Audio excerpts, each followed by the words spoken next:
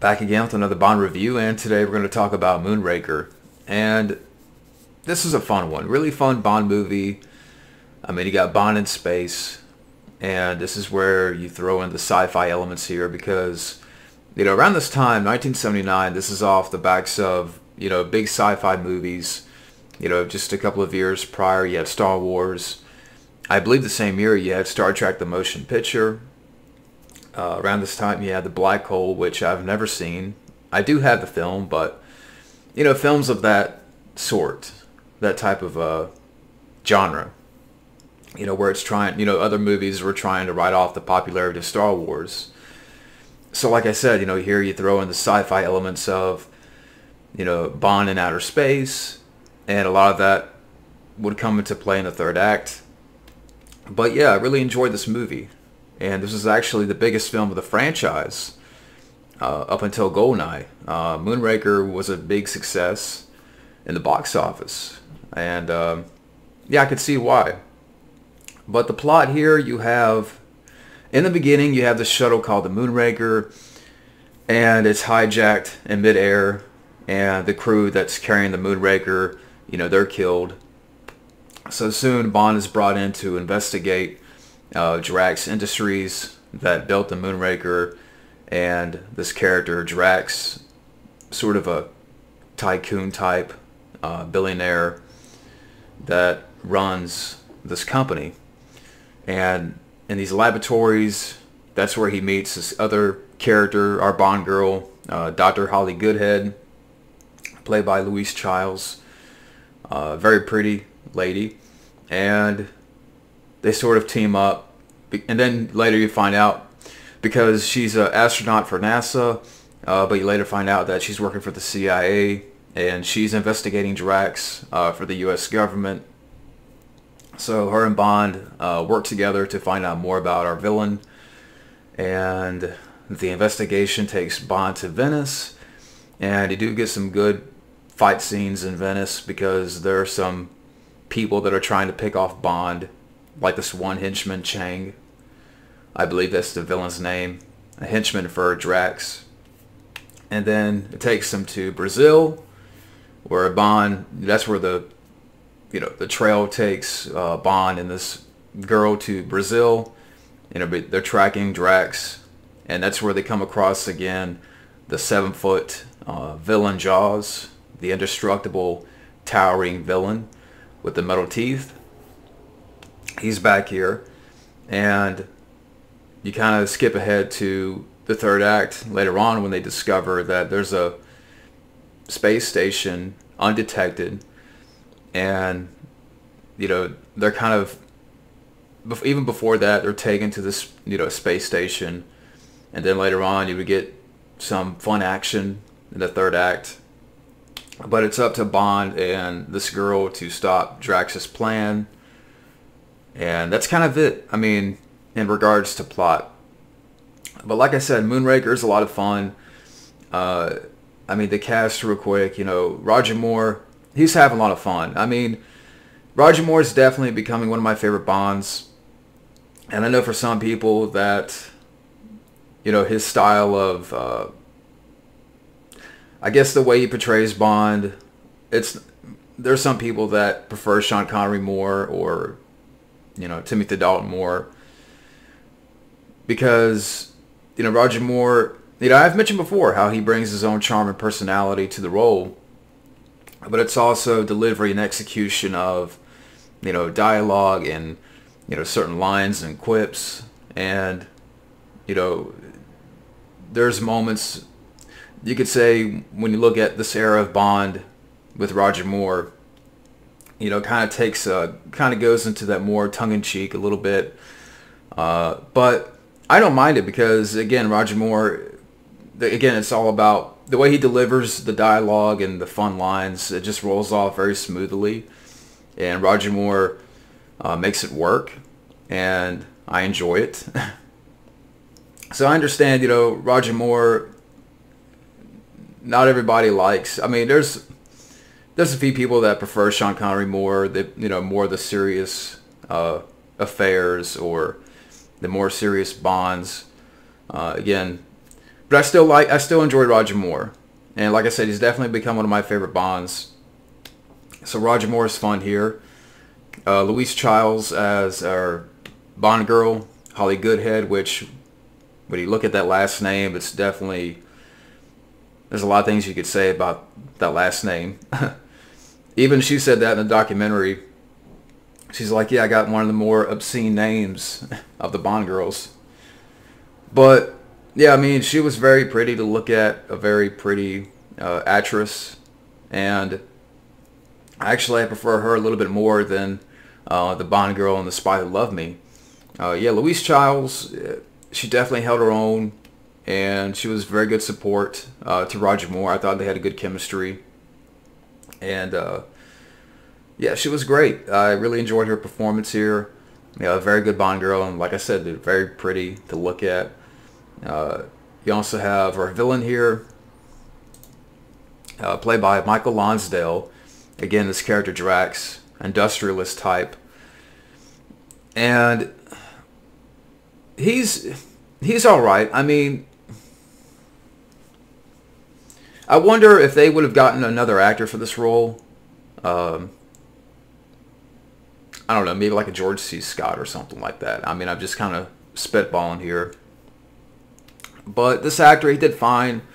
I mean, again, I wonder what if they got someone else, but you know, he was fine for what he had to do.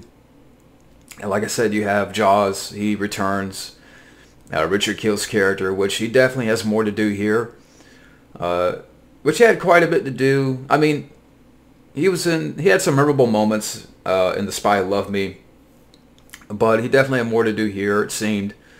There's a lot of fun stuff with that character, and backed by popular demand, because you know, there was a lot of like fan mail that we want to see Jaws. Like, they loved that character so much that they brought him back here. And I guess some kids, they were like, you know, we want him as a good guy.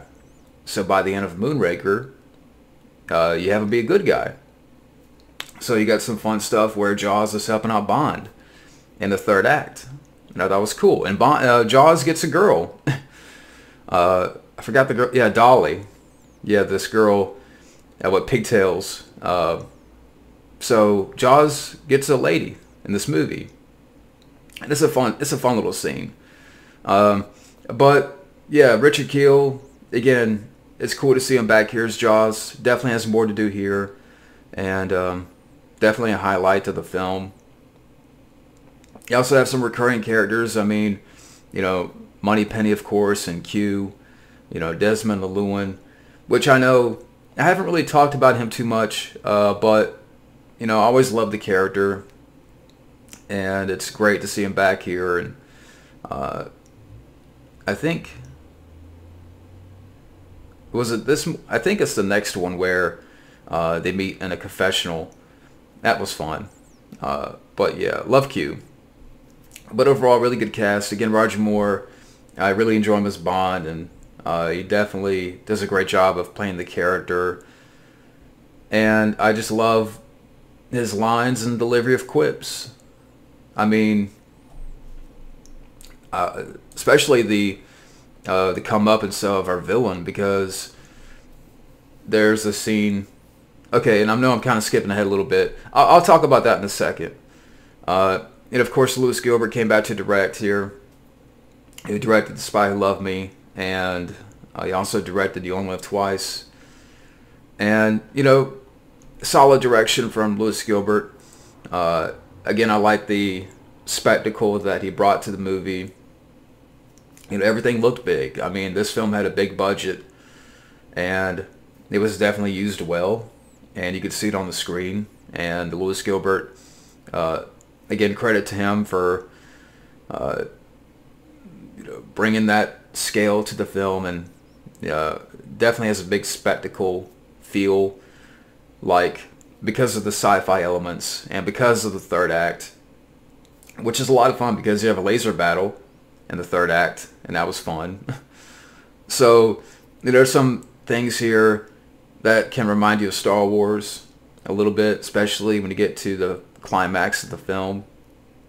but it just makes it all more fun. Now the action scenes, there's plenty of action here. Even the pre-title sequence, the skydiving bit where Bond is free falling and Jaws is right behind him. That was really fun. Really fun way to kick off your movie. The Moonraker theme, it was okay. I mean, I don't remember much about the theme, which I didn't even mention the theme in my review of The Spy Who Loved Me. Nobody Does It Better by Carly Simon. Definitely one of the best Bond themes. But, you know, fun way to kick off your movie. The pre-title scene here. And you got a little bit of, you know, bits of action where Bond is at Drax's mansion or lavatories. I mean, you got a little bit where Roger Moore is in that G-test, G-force.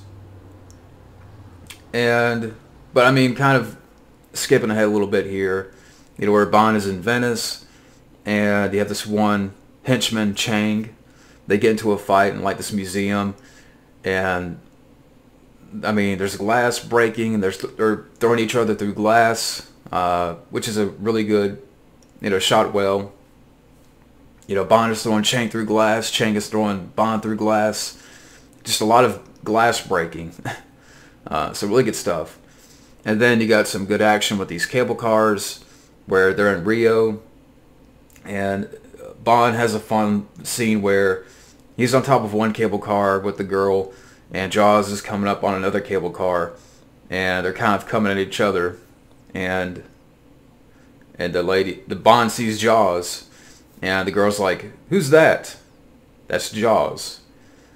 "Do you know him?" "Not socially. He kills people."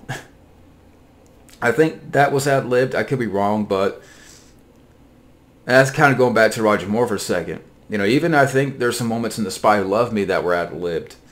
Like some of the bits in the van where Jaws is ripping the van apart and the girl's trying to get the van started. I think there's some moments there of ad-libbed. So it just goes to show how great Roger Moore was, that he was able to come up with these lines on the spot, and it worked. It worked in the movie.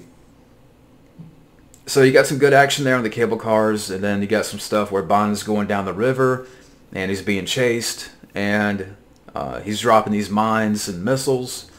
Some good practical explosions, and it leads to a fun scene where there's a waterfall ahead, and Bond is able to get out in the nick of time with the hang glider, and Jaws is right behind him, so he goes down the waterfall. And then, yeah, like I said, you get the whole fun third act where, you know, they're in the space station, and, you know, Bond is kicking ass when shit goes down, and Jaws is helping him. And then you got Drax's comeuppance, which he gets shot with this wrist dart, which is a gadget in the film that Bond has. There's a couple of notable gadgets here. You got the wrist dart, you got, just to help me recall a little bit, I mean, you got the safecracker bit, like a little safecracker that he has early on in the film. But yeah, he kills Drax with this wrist dart, and he kind of pushes him to the outside, like he's going to put him outside in space. And he's like, "Take a giant step for mankind." And he just throws Drax into outer space. And that was really cool. Fun comeuppance for our villain here. So the action works. Again, I mean, I mentioned a couple of the gadgets here. The wrist dart gun was pretty cool. I really enjoyed that. Early on in the film, you got this one scene where when Bond discovers the girl works for the CIA and she has her own little field kit, and he's going around the room and, like, just some of the things that they were able to come up with in that scene.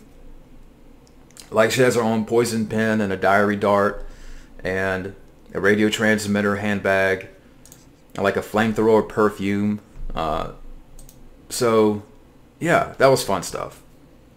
But overall, you know, Moonraker, again, it's a really fun Bond movie. It's a fun Bond adventure injected with, you know, sci-fi elements, and a really fun third act. And It definitely has a big spectacle to it. It almost feels like a comic movie. It's really, it could be, it's just, it feels like that. It feels like a comic movie. And it's the, definition of escapism fun. Again, Roger Moore's having fun. You got Jaws back. And by the end of the film, he turns good. And some fun action bits sprinkled throughout the movie, including stuff on the cable cars and what have you. So yeah, at the end of the day, Moonraker, solid Bond movie, really fun. But that's my review of Moonraker. And next, we're going to talk about For Your Eyes Only, which I would say is my favorite. That's my favorite now. But yeah, For Your Eyes Only. So stay tuned for that. And thank you for watching.